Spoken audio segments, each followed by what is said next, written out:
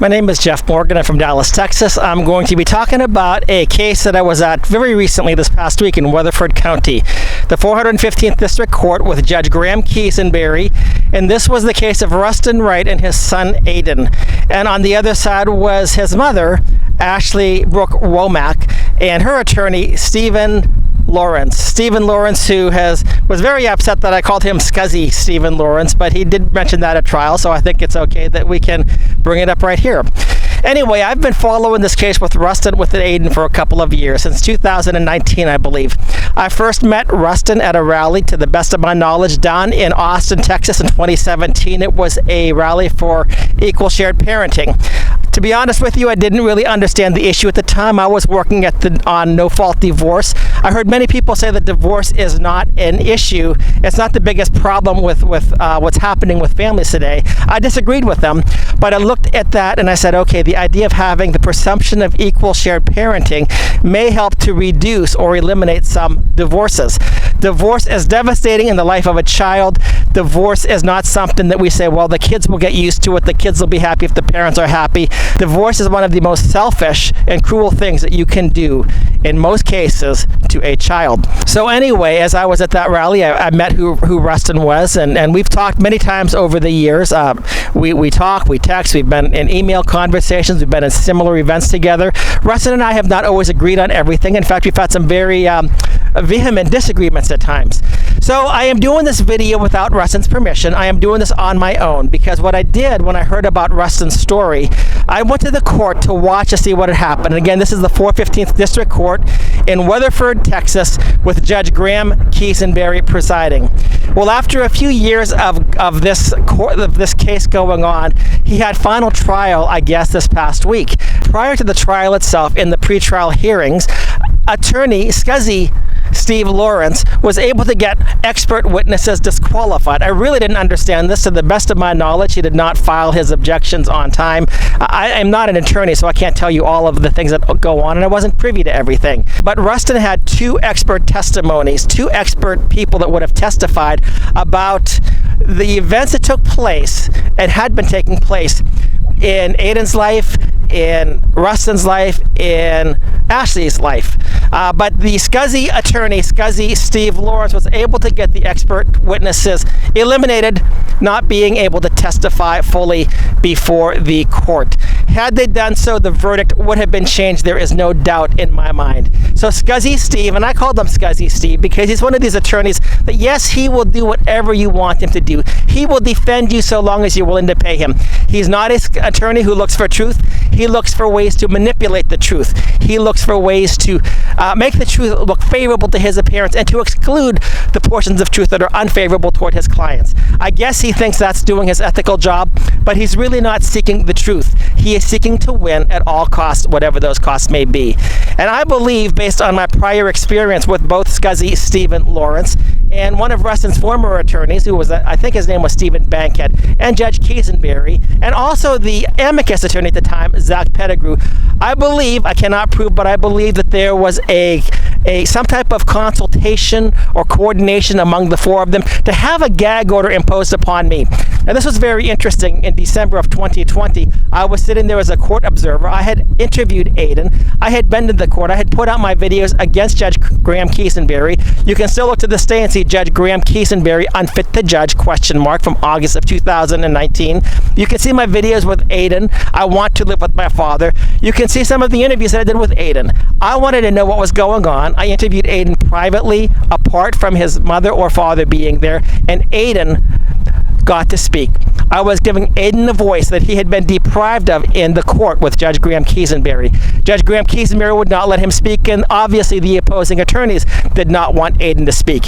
In fact, Ayden had been subpoenaed, to the best of my knowledge, legally and everything else, for this hearing, and somehow, some way, and I think this had to possibly be a little bit of collusion between Scuzzy Attorney Scuzzy Stephen Lawrence and also Judge Graham Quisenberry, that even Ayden, who was now 17 years old, was excluded from testifying, because had any of the experts or Ayden testified in front of the jury would have just realized what abuse and what disaster his mom and his mom's husband have been causing this whole time. And also Judge Graham Quisenberry. Honestly, for me, I look at what Judge Graham Quisenberry has done. I believe he also is complicit in the abuse. I think that had anything happened to Ayden, that he should have been held criminally responsible. I think that what he's done has been actually criminal in itself. He has ordered that Ayden not speak with his father and his father not speak with Ayden for over 2 years. It is abominable what that reprobate judge, unfit Judge Graham Quisenberry has done. And of course with what Scuzzy Steve Lawrence has done as well. Anyway, I'm doing the video right now because I do have some testimony from this past week. I have my own testimony. And the testimony that I gave is not going to be necessarily completely clear. There was a lot of background noise. But with Scuzzy Steve Lawrence, he actually spoke up a lot. So you get most of his questions and you also get my responses. Scuzzy Steve Lawrence, before I went to testify, I had to get sworn in by Judge Graham Quisenberry to swear the truth, the whole truth, the entire truth, I think was what it was. And I said I do, but with one qualification. And that is to the degree that the judge, this court, and the opposing counsel would allow me to do so. Now, this caused some confusion within Judge Graham Quisenberry. What do you mean by that? And I simply said, I have seen what Stephen Lawrence, Scuzzy Steve, has done many, many times. He truncates the truth. He misrepresents the truth. He does anything he can to win. He's not telling the truth. He will ask you a yes or a no question that cannot simply be answered with a yes or a no. The answer to the question is much more complex, but he wants to tell his story at the expense of truth. Not with truth, but at the expense of truth. And you'll hear that in my testimony in front of him, how he tried to shut me up on a few occasions. Now, with regard to this case with Rustin Wright, I believe every single day that the case was going on, there were court watchers there in person. This is a court that wants to hide its dealings, hide its proceedings from the public. There were many police there, many more police than there should have been by far. I don't know whether Judge Graham Quisenberry called up the police force and said we need more police down here. If so, it was a nonsense call. Maybe it was to intimidate those people who were the court watchers. Maybe it was to intimidate witnesses. I don't know, but there were a lot of police there. Monday and Tuesday I was not there for. I took off Wednesday. I had to because I had a subpoena, and to not obey the subpoena could have held me in contempt of court. So I drove out Wednesday. I gave my own testimony. Again, it will come up. There is context for this, and that's what I wanted to say. I had left right after my testimony was done because I still had a lot of work to do at work, my work. And then Thursday, I believe there was more testimony, and then the Friday, I don't know if the jury deliberated and made the ruling on Thursday or Friday. I just don't remember right offhand right now. But I think the jury had incomplete information, and because the jury actually ruled against Rustin Wright. In a completely abominable, reprehensible decision. There was one person who I guess did not want to rule every single way the way the rest of the people did. I have been told, and I was not there to witness this, that Judge Graham Quisenberry was tampering with the jury. I don't know that for a fact, but that is one of the things I have been told. I also know that the witnesses were excluded that would have changed the case around. Expert witnesses, people that I know. Brooks McKenzie, one of the expert witnesses in the state of Texas, he should have been there to testify. Corrupt Judge Graham Quisenberry excluded his testimony. There's also Jacoby Robinson, who was one of the counselors that was there, or court-appointed counselor or something. I think he got to testify, but I don't know that he got to testify to the full degree that he wanted to. Brooks would have completely destroyed the other side. Brooks, as a researcher, he has the science. I don't know what they did with Jacoby, but it was, like I said, I wasn't there for that part, so I don't know. Maybe I will have to be corrected on that part as far as Jacoby is concerned later on. But I also know, too, that Ayden was not allowed to testify. Judge Graham Quisenberry did not want Ayden to testify. And I know that Ashley Womack did not want Ayden to testify because Ayden would have set the record straight regarding Ashley Womack and also her husband, Jimmy Womack. Anyway, Scuzzy Attorney Stephen Lawrence was able to do what he did. And so basically, at this point in time, a great injustice has taken place. And what bothers me is this, is that our legislature has been told, many of our legislators have been told about what's going on in these courts, in particular Weatherford, in particular Parker County. And yet our legislators don't seem to be involved in this whole process. I called up before I went out there personally because Judge Graham Quisenberry has threatened me in the past. I called up the state commission before I went out to testify to ask if I could have some type of protection while I was there. Because based on previous experiences, I had reason to fear that maybe something unfair, something would have been done to me. I had to be concerned that possibly he might find something to do to throw me into jail, to find me in contempt of court. I don't know why he would do that, because he says he wants the truth, the whole truth, and nothing but the truth, and yet every time sleazy Scuzzy Attorney Stephen Lawrence wanted to truncate my testimony, except I believe twice he overruled the objection. Judge Graham Quisenberry sided with the Scuzzy Attorney Stephen Lawrence. And again, I still think that in the past they colluded together. This is something I cannot prove, but that was my general impression based on the way it was almost done in synchrony between Rustin's former attorney, who was kicked off, who Rustin fired, Scuzzy Steve Lawrence, the Amicus Attorney Zach Pettigrew, who by the way was running for judge. And Zach, I'm so glad that you lost, because I know you try to clean up your image. Had you not lost in the primary, I would have been doing more videos about you and against you. I don't wish you the best at this point in time. Actually, let me take this back. For all of these people, Stephen Lawrence, Scuzzy Steve, Judge Graham Quisenberry, the unfit to judge, corrupt judge, and even Zach Pettigrew, the guy who's trying to clean up his image. I actually do want the best for you. And the best for you first would be to repent. Because you guys are basically, you're serving Satan. I don't care if you go to church. I don't care what you think. Well, I've got my attorney ethics to uphold. I've got to act like a judge with my discretion. You guys are liars. You guys are enslaved to evil. So I really do hope that you do repent. Now, what that means after that, if you were to repent, you put your faith in Christ, you actually start to embrace ways of righteousness, I think there's restitution that needs to be done. But until that time happens, I can only consider the three of you combined to be servants of Satan. And I'm sorry that it comes across that harsh, but it is what it is. What else do I want to say about this? It was interesting when I was testifying, Jeff Younger walked into the courtroom. And by the way, Jeff Younger is running for a representative in Congressional District 63 in Texas, in the Flower Mound, Denton area. I strongly support Jeff Younger and would urge you to do the same. Jeff Younger was there to witness the injustice that was taking place. But the interesting thing was when Jeff Younger walked into the courtroom, somehow, I don't know if there was a special message passed to Graham Quisenberry or something, but all of a sudden he stopped the proceedings, he dismissed the jury.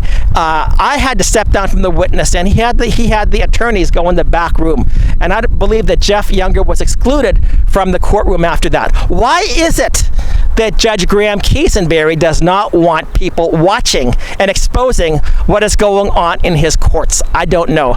Then after Jeff Younger was taken out, the jury came back in, I was put on the stand, I resumed my testimony, and the things continued from there.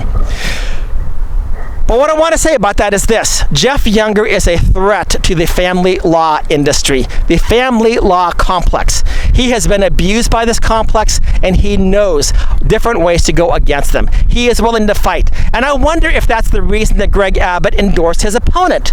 Because Greg Abbott has known about this, but Greg Abbott, as an attorney, I believe, is backing other attorneys, backing the Family Law Foundation. I believe that Greg Abbott is the architect of a lot of this injustice that is taking place. That may be an unfair characterization. That's my belief. It's my opinion. I would love to have the governor tell us why I'm wrong about this whole thing. Greg Abbott has started to come out talking about parental rights. I believe it's a ploy. I don't believe he fully believes it.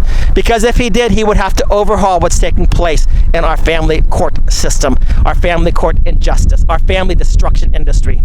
Anyway, I do have some videos that will be coming up. I will have my testimony both on behalf of my testimony on behalf of what I saw as a witness. The first portion of the testimony will be the questioning from Rustin's attorney, Ben Beveridge. And Ben, I would say that if you're going to question people, speak up a little bit, because it was really hard to hear your questions. But I would just say speak up, be a little bit more aggressive in your questions, and also be more aggressive in your objections to the opposing side's questions whatsoever. The second part will be Scuzzy Steve Lawrence. Scuzzy Steve Lawrence, who really was upset with me. He was talking about a video that I posted, and I really, to be honest, we had no recollection of what he was talking about. He said, well, in this video you called me Scuzzy Steve Lawrence. I said, well, I've done that. I've done that privately. I've done that publicly. That doesn't, so I'm trying to think in the back of my mind. He said, you've done it within the last 2 weeks. I'm going through my YouTube thing. I'm thinking, I haven't done this on YouTube, one that I'm aware of. I was banned off of YouTube. I was forbidden from uploading things for a while. I was on vacation in Florida. I was with my parents. There's all of these other things going on. And Stephen Lawrence was very upset. And you'll hear that within it. He accused me of committing perjury. I asked him, show me what you're talking about. I don't really know. And I did not really know. But Scuzzy Steve had nothing to present. Just he was saying that I did something. And it turned out, actually, a friend said, wait a minute, you did do this on such and such a day. So, oh, okay, that was on my Facebook page. It was not on my YouTube page. Anyway, Scuzzy Steve, there is a video out there, and what I'm going to do for Scuzzy Steve, I'll go ahead and I'll post it to my YouTube as well, so that now next time he calls me in there, I can say, yes, I did actually do that. So this is for Scuzzy Steve Lawrence. What else happened down here? I can't remember everything. All I can tell you is that as far as the cases that I've seen, I've been in over 100 court cases, either in person or virtually. I would say well over 100, but I haven't really kept track. But what has happened in the 415th District Court under Judge Graham Quisenberry is one of the worst cases of injustice that I have ever witnessed in my life. The first time that I saw this, up until that point, it was the worst. The only thing worse was what took place with Judge Mary Brown with Jeff Younger in Dallas. That was really bad. So Rustin, you're in one of the top worst cases. You no longer have the worst, most unjust case, but it still is unjust. And Graham Quisenberry, I've testified in front of that. You know my thoughts about it. If you want to, I would love to have a discussion with all of you people. I doubt that you will do it, because you'll probably lie. You'll probably dissemble. You'll probably have good excuses as to why you were able to lie and exclude witnesses and basically abuse Ayden Wright. Ayden's childhood has been destroyed. And in addition to Ashley Womack, his mother, and his stepfather, to whatever degree he played, and Ashley Womack's attorney, Scuzzy Steve Lawrence, and the judge, who, as far as I heard, told one of the attorneys, I am sick of Rustin Wright, and I am going to rule against all of your objections. I am going to basically sustain the other side and rule against your objections. I don't know if that's exactly what was said, but that has been, but I've been told that. And obviously the source for that must have been somebody close to the attorney for Rustin Wright, but I don't know exactly. Anyway, there's a lot of other things I could say about this case, but I'm putting up the videos. I just wanted to have this up there. I will put up the videos of my testimony. I will also put up the videos that I did with Ayden in September of 2019. Now, the background of the videos are this. Ayden asked me to come up a second time to give him a voice. The first videos I put out were one thing. He wanted a second voice. He was concerned at the time that his mother was going to use some type of police force to take him away from his father, whom he wanted to stay with. And he wanted to make sure that he got his voice out, because had he been with his mother, he never would have had that voice. At Rustin's request, I kept those videos secret until now.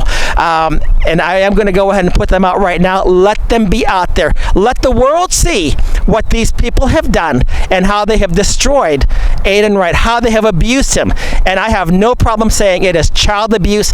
It is manipulative. I have no problem saying, even though I'm not a psychologist to diagnose somebody with a narcissistic disorder, what I saw take place there probably fit the description of a person who is a narcissist, if not borderline something else.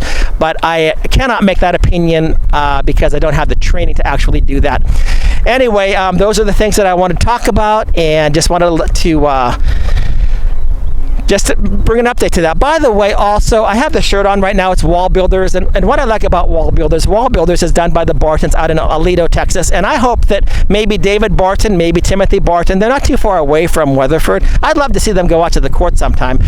But they've talked about the separation of powers, they've talked about the Constitution, and one of the things that David Barton has talked about is that the judicial power is supposed to be, the judicial branch of government is supposed to be the least powerful of the three branches. The legislative should be the most powerful, followed by the executive, followed by the judicial. We should not have to live under the fear of the tyranny of the judiciary. And what's even happening today, we have family courts, and family courts are the wild west, and I've been told this by many people, including other people, judges, people higher up in the state of Texas. Family court is the wild west of the judiciary. Constitutional protections are not guaranteed. In fact, and that's very easy to prove. When you have a family court judge like Catherine Mousy down from the Travis County area, I believe, and she's making rulings, but then they were able to take her in front of another judge for recusal, and the judge who actually was a criminal prosecutor, I believe, at one point in time, once he found out that she was a member of the Texas Family Law Foundation or the Texas Anti-Family Lawless Foundation, and that these are a lobbying groups, they recused her because of a conflict of interest. And that was the right thing to do.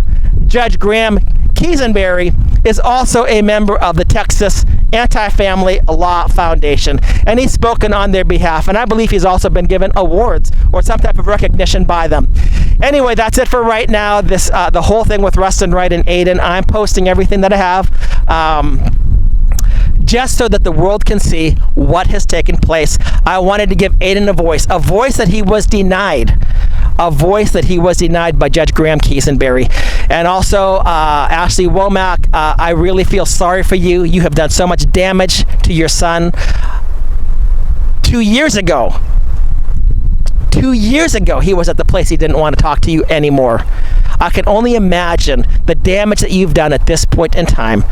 And it's one of the cases that if that does take place, and he doesn't speak to you again, it's been something that you've earned, not something that Mr. Wright has done, something that you have done to yourself. And this is my opinion based on everything that I've looked at, based on the transcripts, based on sitting in the courtroom, based on my interviews with Ayden. So that's it right now, and without any further ado, I will be uploading the videos from the courtroom and also the videos from Ayden. That's it. Thank you so much, and God bless you all. Thank you. You know, I wanted to add this one little addendum to the Rustin Wright situation because I kind of forgot about it till right now. The whole thing with Rustin Wright's situation with Judge Graham Quisenberry is that there are possibilities that he does not even have any jurisdiction to do the stuff that he's done. And Mr. Wright had removed his case to federal court, and while he had removed his case to federal court, the courts that actually had his case should not have been issuing any decisions, because once it went to federal court, it was under a different court jurisdiction. And yet the courts acted as if federal removal meant nothing. And they came back, they transferred his case from Lamar County to Parker County, where Judge Graham Quisenberry took it over. Did Judge Graham Quisenberry make these rulings without any jurisdiction is the question. If he had no jurisdiction, and Graham Quisenberry was notified of that issue, but he chose to ignore it, he chose to just go on as if he had jurisdiction. If he did, he did so intentionally, and I do not believe he has any immunity. I believe he can be prosecuted to the full extent of the law. Personally, from what I've seen with Judge Graham Quisenberry's courts, when I've put out some videos, I've had people from other places reach out to me about Judge Graham Quisenberry.